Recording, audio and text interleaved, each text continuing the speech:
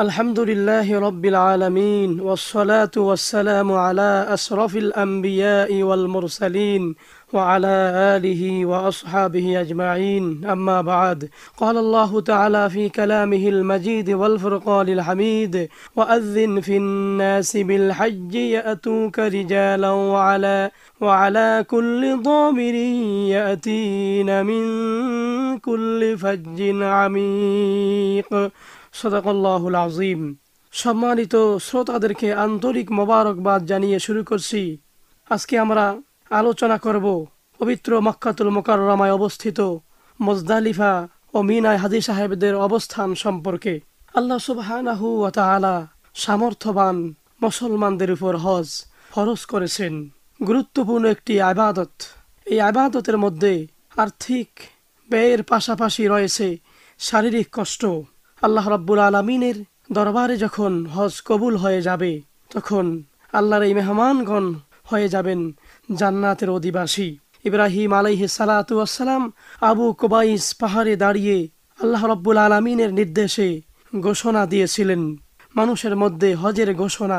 আল্লাহ রাব্বুল আলামিন ইরশাদ করেছেন, হে ইব্রাহিম, মানুষের মধ্যে হজের ঘোষণা দাও, তারা তোমার কাছে আসবে পায়ে হেঁটে এবং সকল প্রকার কৃষকায় উটের পিঠে চড়ে দূর দূরান্ত থেকে। সূরা হজ আয়াত ২৭। মকবুল হজের প্রতিদান একমাত্র আল্লাহর জান্নাত। পবিত্র মক্কাতুল মুকাররমা এবং মদিনায়ে তৈয়্যিবায় যারা হজ ও জিয়ারতের জন্য হাজির হয়েছেন এবং হাজির হবেন, সবাই হলেন আল্লাহর মেহমান।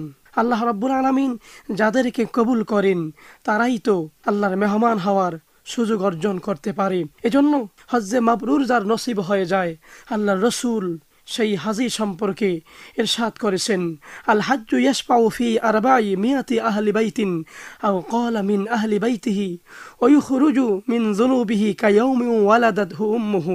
অর্থাৎ প্রিয় নবী সাল্লাল্লাহু আলাইহি ওয়াসাল্লাম ইরশাদ করেছেন, হাজি তার পরিবারের ৪০০ লোকের বিষয়ে সুপারিশ করতে পারবে, আর হাজি তার গুনাহ রাশি থেকে এমনভাবে বের হয়ে নিষ্পাপ হয়ে যান যেমন তার মা তাকে নিষ্পাপ অবস্থায় ভূমিষ্ঠ করেছিলেন। রাহমাতুল্লিল আলামিন নবী মুহাম্মদুর রাসূলুল্লাহ সাল্লাল্লাহু আলাইহি ওয়াসাল্লামের পবিত্র রওজা জিয়ারত এবং আল্লাহ রাব্বুল আলামিনের ঘর তাওয়াফ করার জন্য মক্কাতুল মুকাররমা মদিনায়ে তৈয়্যিবায় প্রতি বছর লক্ষ লক্ষ আল্লাহর মেহমানগণ হাজির হন। হজের যে সমস্ত ওয়াজিব কাজ আছে, তার মধ্যে মুজদালিফায় অবস্থান করা অন্যতম একটি ওয়াজিব। যে মুজদালিফায় বাবা আদম আলাইহিস সালাতু ওয়াস সালাম এবং মা হাওয়া আলাইহিস সালাতু ওয়াস সালাম একত্রিত হয়েছিলেন, আল্লাহ রাব্বুল আলামিনের দরবারে কান্নাকাটি করেছিলেন, আবেগে আপ্লুত হয়ে চোখের পানি ফেলে আল্লাহ রাব্বুল আলামিন তাদের দোয়া কবুল করেছিলেন।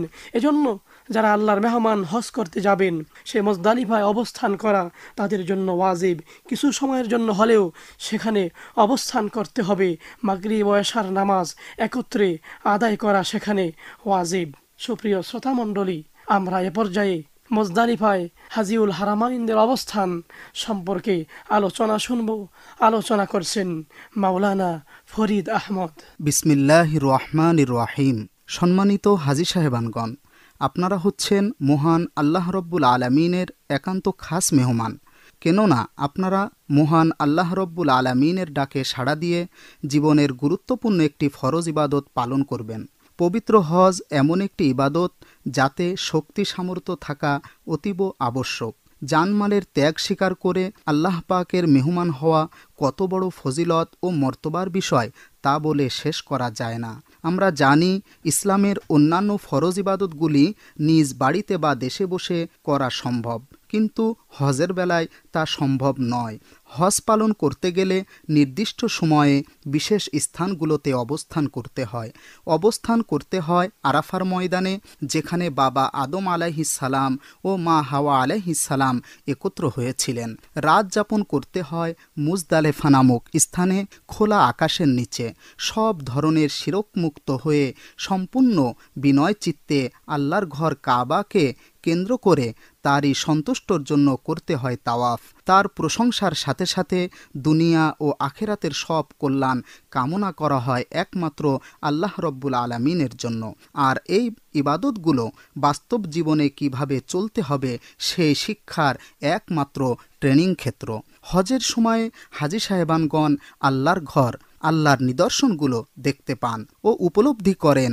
ইসলামের বাস্তবতা ও সত্যতার প্রমাণে তাদের হৃদয় পরিপূর্ণ হয়ে ওঠে। সম্মানিত হাজী সাহেবানগণ, মনে রাখতে হবে 5 দিনে 4 জায়গায় 9টি কাজ সম্পূর্ণ করার নামই হলো হজ। সম্মানিত আল্লাহর ঘরের মেহমানগণ, মিনা নামক স্থানে ও মুজদালেফার ময়দানে কি করণীয় রয়েছে তা জানা দরকার। আপনার এজেন্সি বা প্রতিনিধি 7 জিলহজ রাতে আপনাদের মিনায় নির্দিষ্ট তাঁবুতে নিয়ে যাবেন।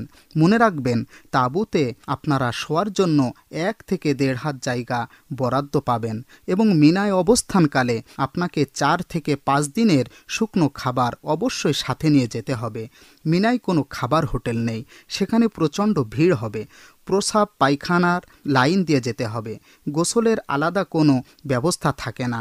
সুযোগ সুবিধা মতো গোসল করার চেষ্টা করবেন।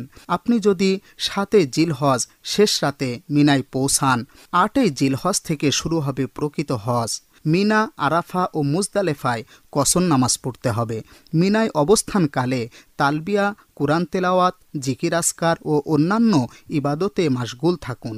মনে রাখবেন, 8 জিলহজ হজের প্রথম দিন। আপনি মিনার তাঁবুতে অবস্থান করছেন। আপনি ফজর, জোহর, আসর, মাগরিব ও এশার নামাজ মিনায় আদায় করবেন। 9 জিলহজ হজের দ্বিতীয় দিন। ফজরের নামাজ মিনায় পড়ে আরাফাতের ময়দানে রওনা হবেন। সূর্য হেলার পর থেকে শুরু করে সূর্যাস্ত পর্যন্ত আরাফায় অবস্থান করতে হবে। জোহর ও আসরের নামাজ আরাফায় পড়তে হবে।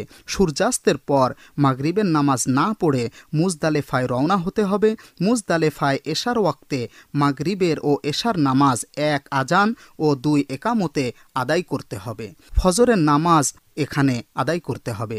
মুজদালিফা থেকে রাতে ছোট ছোট 80টি কঙ্কর বা পাথর সংগ্রহ করতে হবে শয়তানকে মারার নিয়তে।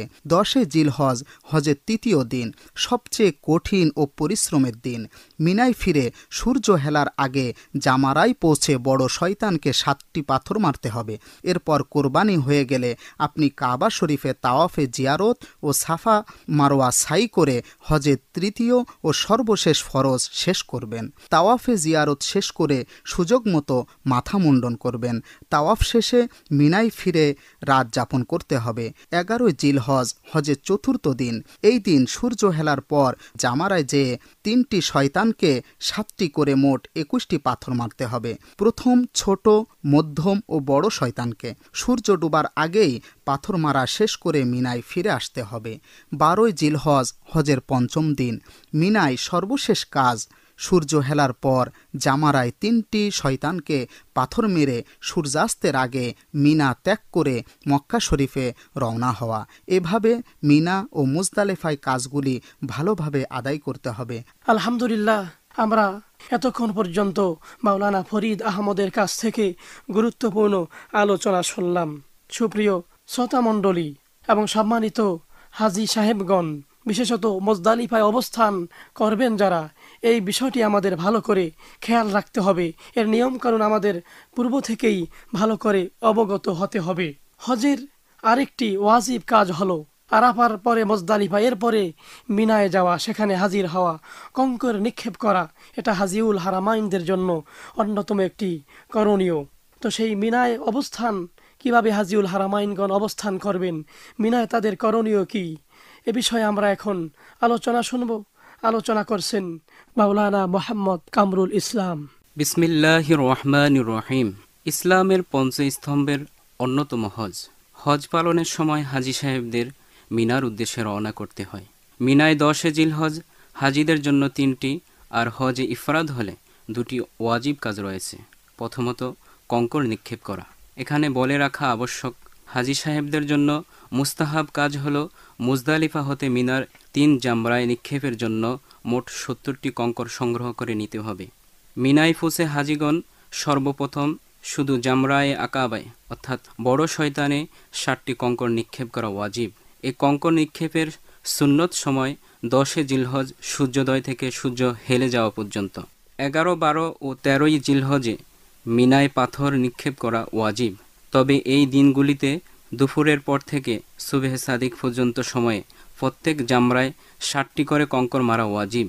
যথাক্রমে প্রতিদিনে পর্যায়ক্রমে ছোট, মেজ এবং বড় অর্থাৎ জামরার সিরিয়াল রক্ষা করা সুন্নাত। কঙ্কর নিক্ষেপের মুস্তাহাব তরিকা হলো নিক্ষেপের সময় যে স্তম্ভে নিক্ষেপ করা হবে তার দক্ষিণ দিকে দাঁড়িয়ে জামরাকে সম্মুখে রেখে এমনিভাবে দাঁড়াবেন যেন মিনা স্বীয় ডান দিকে ও বাইতুল্লাহ বামে রেখে অন্তত 5 হাত দূরে দাঁড়িয়ে বিদ্যাঙ্গুলি ও শাহাদাত আঙ্গুলি দ্বারা পাথর ধরে এমনভাবে নিক্ষেপ করা যাতে বগল দেখা যায়। প্রতিবার নিক্ষেপের সময় বিসমিল্লাহি আল্লাহু আকবার বলতে হয়। সাথে এই দোয়া পড়া যায়, বিসমিল্লাহি আল্লাহু আকবার রগমাল লিশাইতান ওয়ারিদাল লিররহমান আল্লাহুম্মা জাআলহু হুজ্জাম মাবরুরা ওয়া জুনবাম মাগফুরা ওয়া সা'য়ান মাশকুরা। অর্থাৎ মহান আল্লাহর নামে কঙ্কর মারছি, শয়তানকে অসন্তুষ্ট এবং আল্লাহকে সন্তুষ্ট করার জন্য এটা করছি। হে আল্লাহ, আমার এই হজ কবুল করো, গুনাহ মাফ করো এবং চেষ্টাকে সাফল্যমণ্ডিত করো। কঙ্কর নিক্ষেপের সময় সতর্ক থাকা যাতে কঙ্করগুলো বাউন্ডারি বা সীমানার মধ্যে পড়ে। সীমানার বাইরে যে পাথর পড়বে তা বাদ বলে গণ্য হবে। নিজে কঙ্কর নিক্ষেপ করার সক্ষমতা থাকা সত্ত্বেও অন্যের দ্বারা নিক্ষেপ করা বৈধ নয়। নিক্ষেপ করলে দম ওয়াজিব হবে, আর অক্ষম হলে নায়েব বা সহকারী নিযুক্ত করা জায়েজ। দ্বিতীয়ত, কোরবানি করা। 10 জিলহজ জামরায়ে আকাবায় কঙ্কর নিক্ষেপ করার পর কোরবানি করতে হয়। হজে তামাত্তু ও কেরানকারীর জন্য কোরবানি করা ওয়াজিব। পক্ষান্তরে হজে ইফরাদ আদায়কারীর জন্য মুস্তাহাব। কঙ্কর মারার পর এবং মাথা মুন্ডনের পূর্বে কোরবানি করা ওয়াজিব। এর ব্যতিক্রম হলে দম আবশ্যক। হজ পালনের সময় কোরবানি করা সম্পর্কে মুসলিম শরীফের হাদিস। হযরত আব্দুল্লাহ ইবনে আব্বাস রাদিয়াল্লাহু তাআলা আনহু থেকে বর্ণিত, তিনি বলেন, প্রিয় নবী সাল্লাল্লাহু আলাইহি ওয়াসাল্লাম জুল হুলাইফায় জোহরের নামাজ আদায় করলেন, অতঃপর নিজের হাদির উষ্ট্রি আনয়ন করলেন এবং তার কুজের ডান দিকে আঘাত করলেন আর তা থেকে নির্গত রক্ত তথায় মুছে দিলেন। অতঃপর নিজের বাহনে আরোহণ করলেন, আর যখন বাহন রাসূলুল্লাহ সাল্লাল্লাহু আলাইহি ওয়াসাল্লামকে নিয়ে বাইদা নামক স্থানে সোজা হয়ে দাঁড়ালো, তখন প্রিয় নবী সাল্লাল্লাহু আলাইহি ওয়াসাল্লাম তালবিয়া পাঠ করলেন। তৃতীয়ত, মাথা মুন্ডানো। কোরবানির পর মাথা মুন্ডানো বা চুল ছাঁটা ওয়াজিব। মাথার কমপক্ষে 1/4 চুল ছাঁটার দ্বারা ওয়াজিব আদায় হয়ে যাবে, তবে তা মাকরুহ। সমস্ত মাথা ছাড়া মুস্তাহাব। চুল ছাঁটার ক্ষেত্রে চুলের লম্বা দিক হতে আঙ্গুলের 1 কড় পরিমাণ ছাঁটা জরুরি। মহিলারা চুল মুন্ডাবে না, তারা চুল ছাঁটাবে। অধিকাংশ ওলামাদের মতে একটি চুল আঙ্গুলির পুরো ভাগ পরিমাণ কেটে দেওয়াই যথেষ্ট। হযরত আব্দুল্লাহ ইবনে আমর ইবনুল আস রাদিয়াল্লাহু তাআলা আনহু থেকে বর্ণিত, তিনি বলেন, রাসূলুল্লাহ সাল্লাল্লাহু আলাইহি ওয়াসাল্লাম বিদায় হজের দিন মিনা নামক স্থানে লোকদের সামনে দাঁড়ালেন যাতে লোকেরা প্রিয়নবী সাল্লাল্লাহু আলাইহি ওয়াসাল্লামকে হজের বিধিবিধান সম্পর্কে জিজ্ঞেস করতে পারে। জনৈক ব্যক্তি এসে রাসূলুল্লাহ সাল্লাল্লাহু আলাইহি ওয়াসাল্লামকে জিজ্ঞেস করল, হে আল্লাহর রাসূল সাল্লাল্লাহু আলাইহি ওয়াসাল্লাম, আমি বুঝতে পারিনি, ফলে আমি কোরবানি করার পূর্বে মাথা মুন্ডন করে ফেলেছি। প্রিয়নবী সাল্লাল্লাহু আলাইহি ওয়াসাল্লাম বললেন, তুমি পশু জবাই করে ফেলো, এতে অসুবিধা নেই। অপর এক ব্যক্তি এসে প্রিয়নবী সাল্লাল্লাহু আলাইহি ওয়াসাল্লামকে জিজ্ঞেস করল, হে আল্লাহর রাসূল সাল্লাল্লাহু আলাইহি ওয়াসাল্লাম, আমি বুঝতে পারিনি, ফলে আমি কঙ্কর নিক্ষেপ করার পূর্বেই কোরবানি করে ফেলেছি। রাসূলুল্লাহ সাল্লাল্লাহু আলাইহি ওয়াসাল্লাম বললেন, তুমি কঙ্কর নিক্ষেপ করো, এতে কোনো অসুবিধা নেই। 11 জিলহজ দ্বিপ্রহরের পর 3 জামরায় 7খানা করে মোট 21খানা কঙ্কর নিক্ষেপ করতে হবে। আর দ্বিপ্রহরের পর হতে সূর্যাস্ত পর্যন্ত যে কোনো সময় কঙ্কর নিক্ষেপ করা সুন্নাত। এই দিনে জোহরের নামাজ পড়ে কঙ্কর নিক্ষেপ করতে রওনা হতে হয়। মসজিদে খায়েফের নিকটবর্তী প্রথম জামরায় পর্যায়ক্রমে দ্বিতীয় এবং তৃতীয় জামরার নিকটে গিয়ে কেবলামুখী হয়ে পূর্বের নিয়ম অনুযায়ী জামরার 5 হাত দূরে দাঁড়িয়ে ডান হাত দ্বারা 7খানা কঙ্কর বিসমিল্লাহি আল্লাহু আকবার রিদাল লিররহমান রগমাল লিশাইতান বলে নিক্ষেপ করতে হয়। অতঃপর একটু সরে সম্মুখে অগ্রসর হয়ে কিবলামুখী অবস্থায় থেমে নিজের ও সকলের জন্য দোয়া করতে হয়। এই দিন ইচ্ছা করলে হাজী সাহেবগণ মক্কা শরীফে গিয়ে তাওয়াফে জিয়ারত ও সাই করতে পারেন। 12 জিলহজ হাজী সাহেবগণ মিনার কার্য সম্পন্ন করে মিনার ময়দান ত্যাগ করে মক্কা শরীফে সূর্যোদয়ের পূর্বে রওনা করতে পারেন। কেননা সূর্যোদয়ের পর হতে সুবহে সাদেকের পূর্ব পর্যন্ত মিনার ময়দান ত্যাগ করলে মাকরুহ হবে, আর সুবহে সাদেক হয়ে গেলে 13ই জিলহজ কঙ্কর নিক্ষেপ করা ওয়াজিব হবে। তাই সে সকল হাজী সাহেবদের জন্য সুবহে সাদিক হতে দ্বিপ্রহরের পূর্বে এই দিনের কঙ্কর নিক্ষেপ জায়েজ আছে, কিন্তু দ্বিপ্রহরের পরে কঙ্কর নিক্ষেপ করা উত্তম। ফতোয়ায়ে জাহিরিয়া ও জিয়াউল আফসার। আর এই তারিখের কঙ্কর 11ই জিলহজের কঙ্কর নিক্ষেপের নিয়মেই করতে হবে। আলহামদুলিল্লাহ, আমরা এতক্ষণ পর্যন্ত হাজিউল হারামাইনদের মিনায় অবস্থান এবং করণীয় সম্পর্কে আলোচনা শুনলাম। হজের ওয়াজিব সমূহ মধ্যে দুইটি অন্যতম ওয়াজিব হলো মিনা ও মুজদালিফায় অবস্থান।